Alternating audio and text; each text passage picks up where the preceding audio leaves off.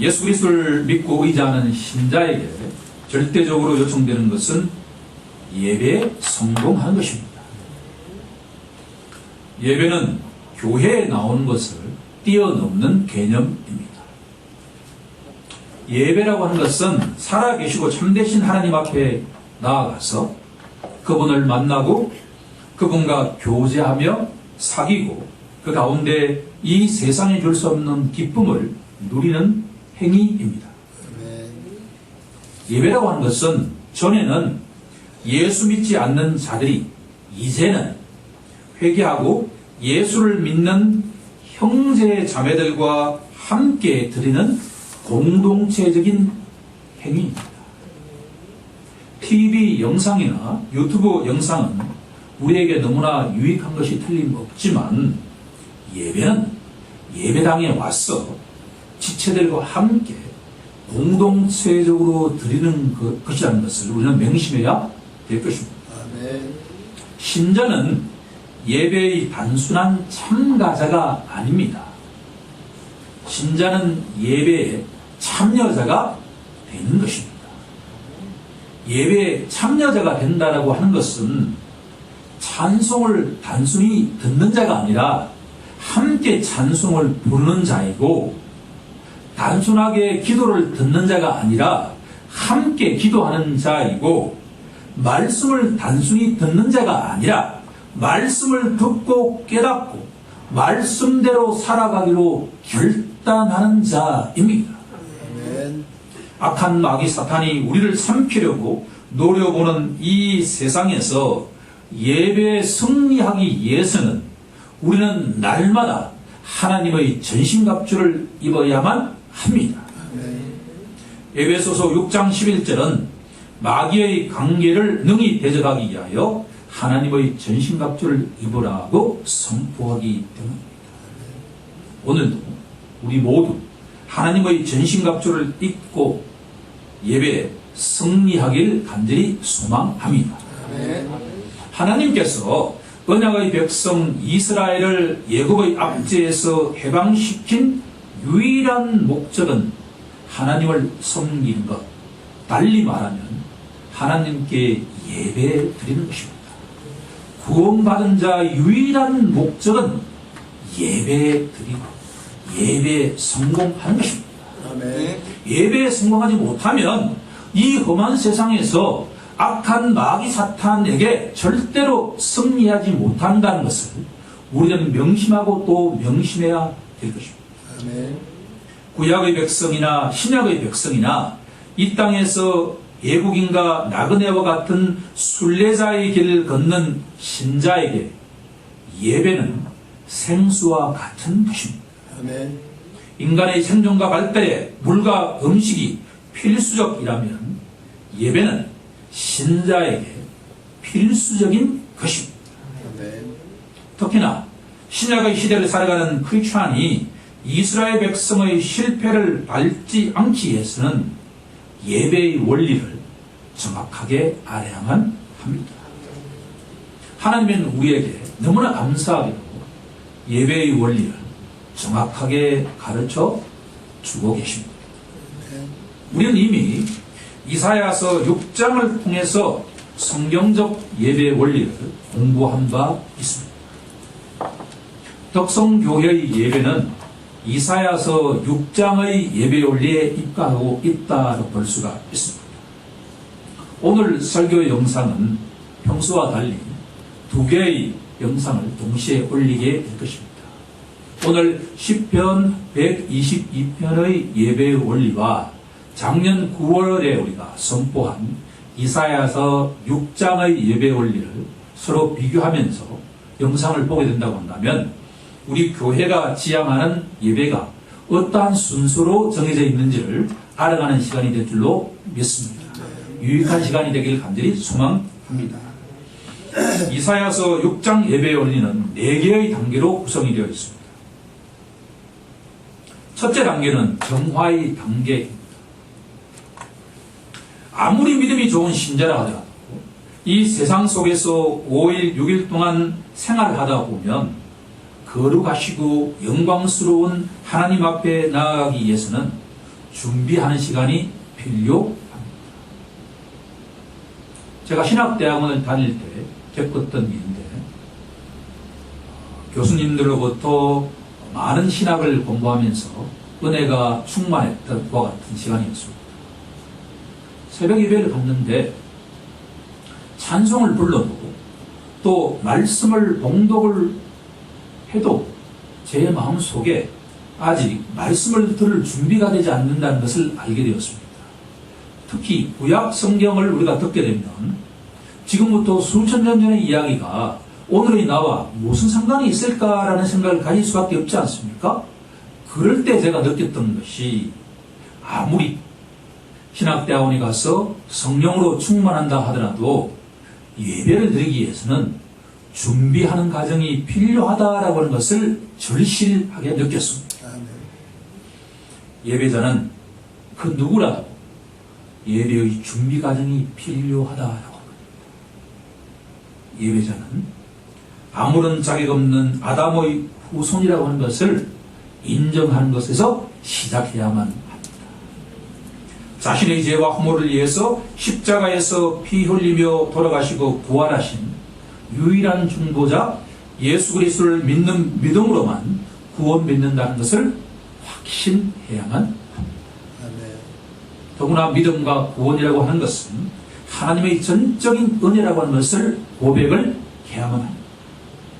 그리고 하나님께 지난 한 주 동안 우리에게 우리 공동체를 위해서 베풀어 주신 감사의 찬송을 드리는 것입니다. 이것이 바로 첫 번째 예배의 단계인 정화의 단계입니다. 우리 교회에는 찬송과 기도가 여기에 해당된다고 볼 수가 있습니다. 두 번째 단계는 조명의 단계입니다. 달리 말하면 말씀 선포의 단계입니다. 세 번째는 결단의 단계입니다. 하나님 말씀을 듣고 말씀대로 살겠다고 결단하는 단계입니다. 믿는다고 하면서 순종하지 않는다라고 하는 것은 성경에서는 허용하지 않는다라고 하는 것을 우리는 깊이 명심해야 될 것입니다. 믿음과 순종은 항상 패키지로 같이 간다라고 하는 것을 기억해야만 할 것입니다. 마지막 단계가 파송의 단계인데 보통 우리가 예배를 마친다라고 하지만 정확하게 표현해보면 예배는 마치는 것이 아니라 파송되는 단계다라고 볼 수가 있습니다. 보통 우리가 성교주에 파송되는 선교사를 위한 예배를 파송 예배라고 하는데 어떻게 보면 예배는 매주 파송 예배로 끝난다라고 볼 수가 있습니다. 우리의 필드는 이 예배당이 아니라 세상입니다. 베드로가 변화산상에서 고백했던 것처럼 주님 여기가 좋사오니 초막 3개를 짓고 살자고 고백한 베드로의 고백이 우리의 고백이 돼서는 안 된다라고 하는 겁니다. 우리는 세상 속으로 파송됩니다. 세상 속으로 나아가서 세상의 소금이 되고 빛이 되는 것이 신자의 소명입니다. 일터가 그렇게도 중요한 이유는 우리의 무대가 일터이기 때문입니다. 예배의 성공 여부는 우리가 파송된 일터에서 소금이 되고 빛이 되는가에 달려있다는 것을 우리는 깊이 명심해야만 될 것입니다. 이제 시편 122편을 통해서 예배의 또 다른 원리를 배우는 시간을 가지고자 합니다. 시편 122편의 부제는 다윗의 시, 곧 성전에 올라가는 노래라고 되어 있습니다. 이 시편은 다윗의 기쁨의 원천이 어디에 있는가를 알게 해줍니다. 다윗은 살아계시고 참되신 하나님이 임재하시는 성전에 올라가 예배 드리고자 할 때 기쁨이 넘쳤다라고 우리에게 선포하고 있습니다. 본문 1절을 보면 사람이 내게 말하기를 여호와의 집에 올라가자 할 때 내가 기뻐하였다라고 말하고 있기 때문입니다. 여기서 말하는 다윗의 집은 하나님이 임재하시는 성전, 곧 예루살렘 성전을 뜻하는데 오늘의 말로 번역하면 교회다라고 이야기할 수가 있습니다. 다윗은 하나님이 임재하시는 교회에 가자는 이야기를 할 때 가장 기뻐했다라고 번역할 수가 있습니다. 여러분들은 사람이 무엇을 하자고 부를 때 가장 기뻐합니까? 맛있는 음식을 먹으러 가자고 할 때 가장 기뻐합니다. 그렇지 않으면 자신이 좋아하는 영화를 함께 보자고 할 때 기뻐합니까? 다윗은 하나님의 성전인 교회에 올라가서 예배 드리자고 할 때 기뻐했다는 것을 명심해야 할 것입니다. 우리도 다윗으로부터 많은 것을 배울 필요가 있기 때문입니다. 2절에서 다윗은 예루살렘아 우리 발이 내 성문 안에 섰다라고 합니다. 이 구절을 읽으면 너무나 당연한 이야기 아니겠습니까? 그런데 여기는 영적 의미가 있습니다. 많은 사람들이 예배를 드리러 가야지, 교회에 가야지 하면서도 실질적으로 주일이 되면 자신의 발이 예배당을 밟지 않는 경우가 얼마나 많은 것을 보게 되면 2절의 말씀이 그렇게 자연스럽게 절로 되는 것은 절대 아니다라고 하는 것을 알 수가 있다라고 하는 겁니다. 중요한 것은 신자의 발이 예배의 장소에 와서 그 예배당을 밟는 것이 하나님께 기쁨의 찬송이 되는 시작이다라고 하는 것을 우리들은 기억해야만 할 것입니다. 그러면 다윗이 성전으로 발길을 옮기게 한 원동력이 무엇일까라는 질문을 던져본다면 예배를 사모했다라고 되어 있습니다. 중요한 말씀입니다. 다윗은 습관적으로 성전에 간 것이 아니라 예배를 사모했다라고 하는, 다윗이 왜 예배를 사모했을까라고 하는 질문을 던져본다 그러면 다윗은 예배의 참맛을 알고 있었다라고 하는 것입니다.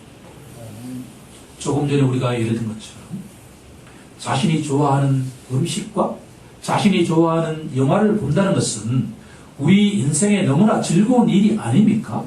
그런데 다윗은 그 모든 것들을 부정하는 것이 아니라 그 기쁨보다도 예배를 드릴 때 느끼는 기쁨이 더욱더 컸다라고 하는 것을 다윗은 알고 있었다라고 합니다.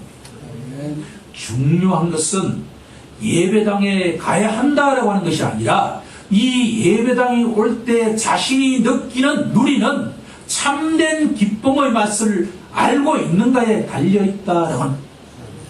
만약 살아계시고 참되신 하나님을 만나는 기쁨을 아는 자라고 한다 그러면 다른 어떤 일을 하자고 권면할 때도 그것을 떨쳐버리고 예배당에 오는 것이 아니겠습니까?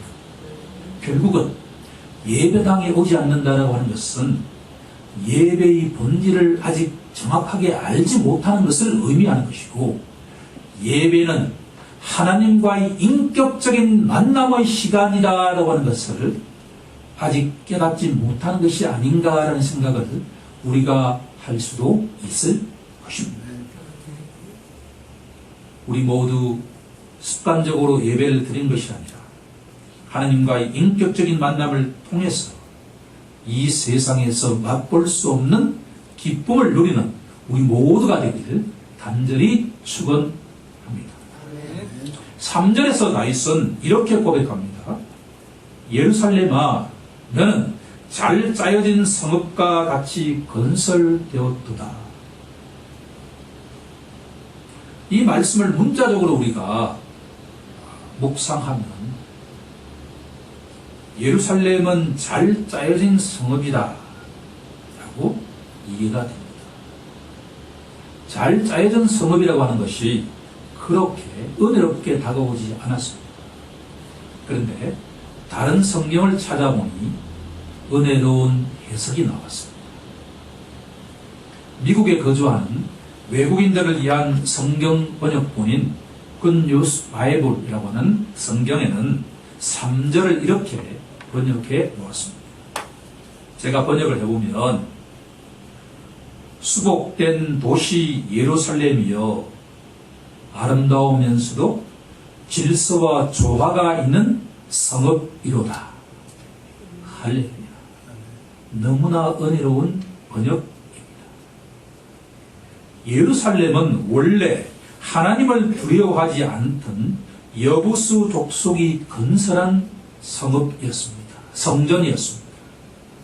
사무엘하 5장 6절 이하를 보면 여부수 족속의 산성을 치러 간 다윗과 그 일행들에게 내가 결코 이리로 들어오지 못하리라. 맹인과 다리 저는 자라도 너를 물리치라 라고 멸시합니다. 여부수 족속은 그 누구라도 자신들의 산성인 망곡불락의 요새라고 생각했기 때문에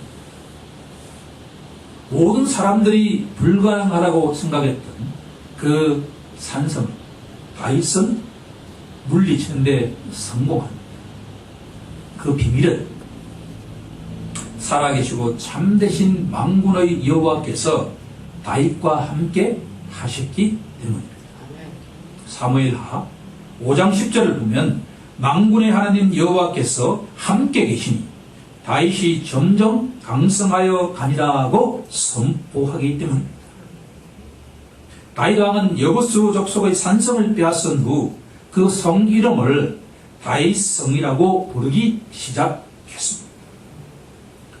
예루살렘은 전에는 영적 어둠의 세력을 주인으로 섬기던 여부수 족속의 산성이었지만 이제는 살아계시고 참되신 하나님을 섬기는 산성으로 회복되었다라고 하는 것이 3절의 의미다라고 하는 겁니다. Jerusalem is a city restored. 예루살렘은 회복된 도시다라고 하는 겁니다. 하나님이 그렇게 회복시켜 주었다. 이런 맥락에서 3절을 한번 읽어보면 예루살렘아 너는 잘 짜여진 성읍과 같이 건설되었도다 라고 되어 있습니다. 똑같은 이 성이 사탄을 섬기느냐 하나님을 섬기느냐에 따라서 그 모습은 달라진다라고 하는 겁니다. 하나님이 건설한 성읍은 하나님 보시기에 아름다우면서도 질서와 조화가 깃들인 잘 짜여진 성읍이다라고 합니다. In beautiful order and harmony라고 되어 있습니다. 회복된 이 성읍은 너무나 아름다우면서 질서가 있고 조화가 있다라고 합니다.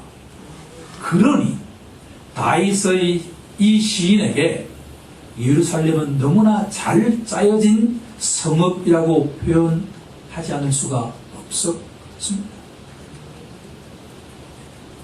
여호와의 집에 아름다움과 질서와 조화가 깃들어 있다는 것은 하나님의 성품을 반영하고 있다라고 하는 것입니다.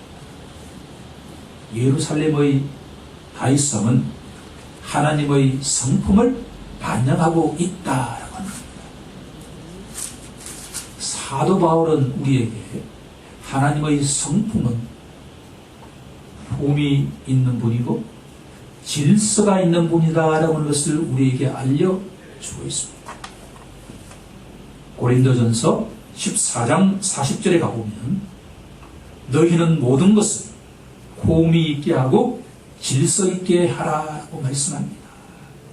이 말씀은 하나님이 품위가 있으신 분이고 질서가 있는 분이기 때문에 하나님을 믿고 의지하는 너희도 그렇게 하라라고 합니다.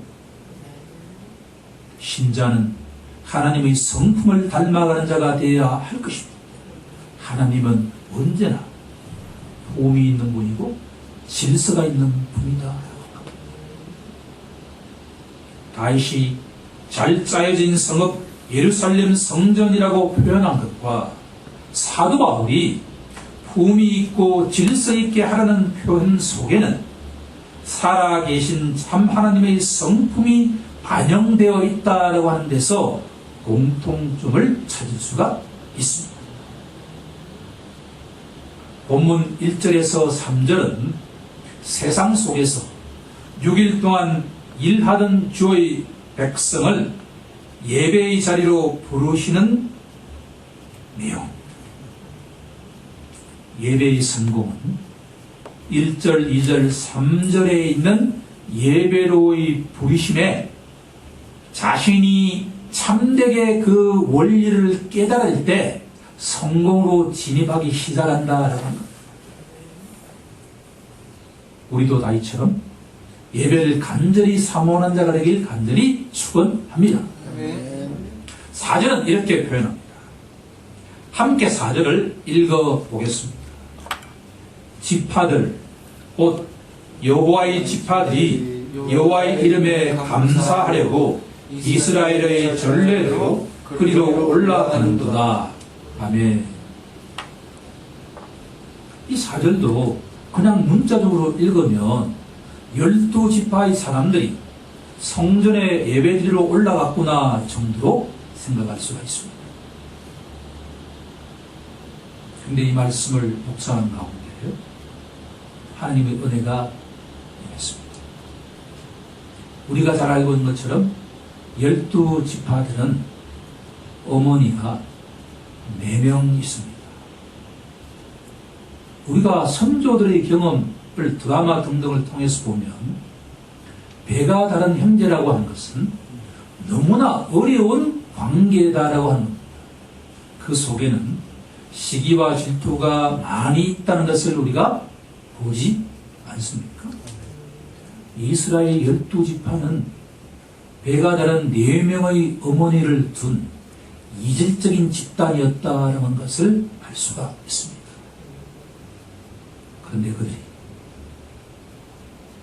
하나님이 정하신 시간이 되면 하나님이 계시는 그 성전에 올라가서 함께 이질적이지만 한 분 하나님을 경배하고 찬송했다라고 하는 것입니다. 여기서 우리는 교회의 본질에 대한 중요한 아이디어를 얻을 수가 있습니다. 교회는 본질적으로 12지파처럼 어머니가 다를 정도로 상이한 사람들이 모였다라고 하는 것을 우리는 명심하고 또 명심해야 됩니다.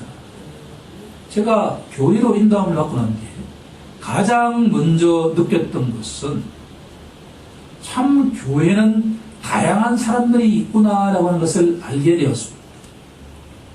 선생이 모인 곳은 다 선생이지 않습니까? 노동자들이 모인 곳은 다 노동자가 아닙니까? 상업을 하는 사람들 모이는 곳에는 모두 상업을 하는 사람들. 유유상종입니다. 그런데 교회에 와보니 이렇게도 다양한 사람이 많구나. 교회에 어떤 지붕을 고쳐야 된다라고 한다 그러면 선생들만 있는 곳에는 절대로 그 지붕이 고쳐지지 않을 터인데 교회에는 그 지붕 고칠 수 있는 기술자들이 여기저기 포진되어 있다라고 하는 것을 알게 되었습니다. 교회는 너무나 이질적인 집단이 모이는 곳이 원래 교회라고 하는 것을 우리가 깊이 알면 알수록 교회는 사랑의 공동체가 되기 시작한다라고 하는 겁니다. 우리는 이 4절을 깊이 묵상하면 할수록 교회의 본질을 알 수 있는 은혜가 임할 것입니다.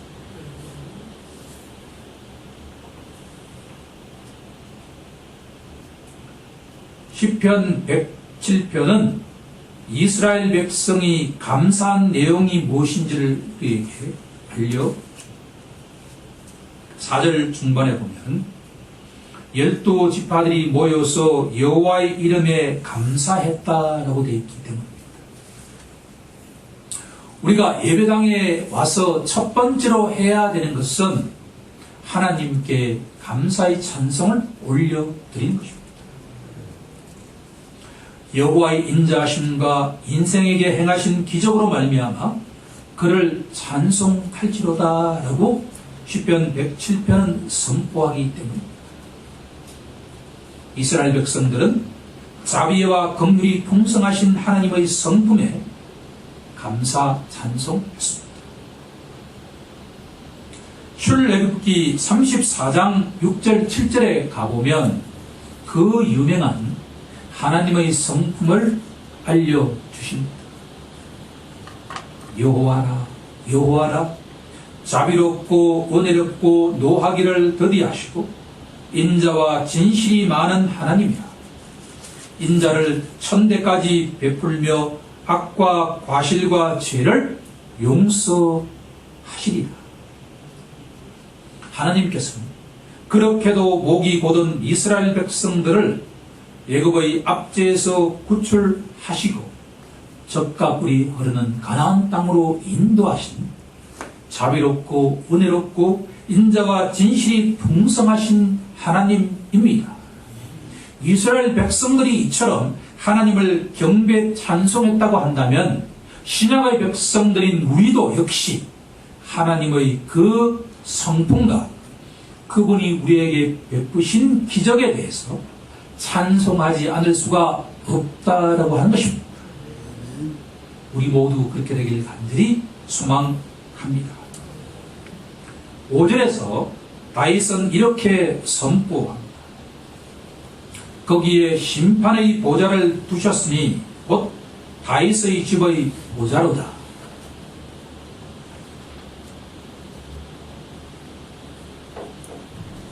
성경을 읽을 때 우리가 항상 주목할 것은 반복되는 단어가 있는가를 살펴보아야 합니다. 5절에 반복되는 단어가 있다는 것을 우리가 발견하게 됩니다. 그것은 아까 장로님께서도 기도 때 사용하신 단어인데 보좌라고 하는 단어입니다. 이 보좌라고 하는 단어가 계시록에 하면 아주 상세하게 말씀하고 계시지만 다윗의 집의 보좌는 심판의 보좌라고 선포하고 있습니다. 다윗의 집의 보좌는 정의롭고 공의로우신 심판을 집행하는 보좌다라고 하는 것이 다윗이 영감을 받아서 기록한 시편의 내용입니다. 하나님은 어떠한 죄를 지은 자에게도 용서하시고 회개하고 믿음을 가진 자에게는 자신의 자녀로 삼으시지만 하나님은 사랑의 하나님이신 동시에 정의와 공의의 하나님이다라고 하는 것을 우리들은 결코 잊어서는 안 됩니다. 때가 되면 하나님은 자신의 독생자 예수 그리스도를 이 땅에 보내셔서 이 세상 천지 만문을 심판하실 때가 온다라고 하는 겁니다. 크리스천은 항상 이 마지막 때를 준비하는 자가 되어야 할 줄로 믿습니다. 우리는 하나님을 사랑의 하나님만 선호해서는 절대로 안 될 것입니다. 하나님은 사랑의 하나님. 하지만 하나님은 정의와 공의의 하나님이고 심판의 보좌에 앉으신 하나님이라고 하는 것을 기억할 것을 다윗이 우리에게 권면하고 있다라고 하는 겁니다. 다윗의 집의 보좌는 만왕의 왕 만주의 주이신 예수 그리스도의 보좌라는 것을 기억하는 우리 모두가 되기를 간절히 소망합니다. 6절과 7절은 다윗의 집의 보좌를 인정하는 자에게 주시는 선물입니다.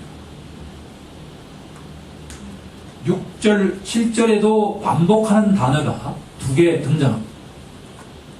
하나는 평안이라고 하는 단어이고 또 하나는 형통함이라고 하는 단어입니다. 너무나 은혜로운 단어 아닙니까? 자신의 죄를 고백하고 용서받고 성령을 선물로 받은 자에게는 그 누구라도 평안과 형통함의 은혜가 임하게 된다라고 하는 겁니다. 우리 모두 축복의 인사를 할 때 평안하십시오, 형통하십시오 라고 하는 축복의 메시지가 전달이 되고 우리 모두가 누리는 자가 되었다라고 하는 것을 확신하고 인정하는 순간입니다. 8절은 교제하는 시간입니다. 살아계신 하나님께 예배를 드리는 자는 그 누구라도 형제와 친구가 된다라고 합니다.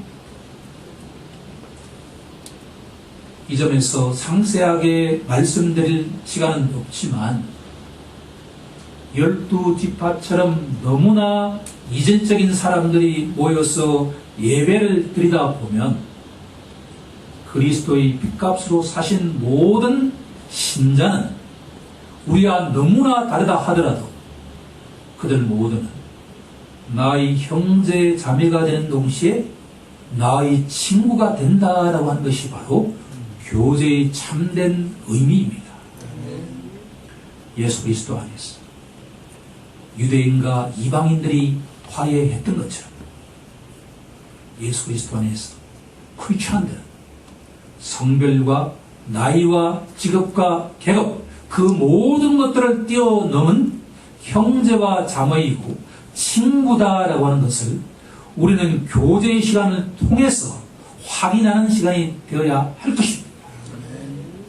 마지막으로 9절에서 예배자는 하나님의 집을 이한 복을 구하는 자가 되어야 한다라고 하는 것. 목사님들이 축도로 예배를 마감하는 것은 여기에 해당이 된다라고 합니다.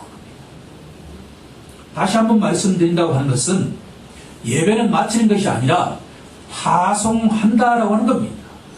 목사님들이 축도를 하는 것은 이 신자들이 예배당에서 은혜를 받고 자신의 일터에 나가서 세상의 소금이 되고 빛이 되어 달라는 복을 구하고 있다라고 합니다. 예배는 연장되는 것이지 절대 끝나는 것이 아니다라고 하는 것이 오늘 이 시편 122편이 우리에게 던지는 마지막 가장 중요한 메시지입니다. 이제 말씀을 정리하고자 아무런 자격 없는 자가 하나님의 은혜로 구원을 받은 신자라면 예배를 사모하고 성공하는 자가 되어야 합니다. 예배의 성공은 하나님이 정하신 원리에 따라서 예배를 드리는 것입니다. 이사야 6장과 시편 122편은 우리가 따라야 할 예배의 모델을 잘 제시하고 있습니다. 다윗은 예배를 사모하는 자였습니다. 다윗은 습관적으로 성전을 찾은 것이 아니라 하나님을 인격적으로 만날 것을 사모하며 성전으로 자신의 발을 옮긴 자였습니다. 다윗은 예배의 참맛을 아는 자였고 예배라고 하는 것은 하나님과의 인격적인 만남이고 그 속에서 이 세상이 줄 수 없는 참된 기쁨을 맛보는 자였습니다. 우리도 다윗처럼 예배를 사모하고 예배에서 참된 기쁨을 누리길 간절히 소망합니다. 다윗은 예배를 통해서 하나님의 자비로움과 긍휼과 풍성하심을 누리는 자였습니다. 다윗은 하나님이 자신에게 베푸신 기적에 대해서 감사하고 찬양했습니다.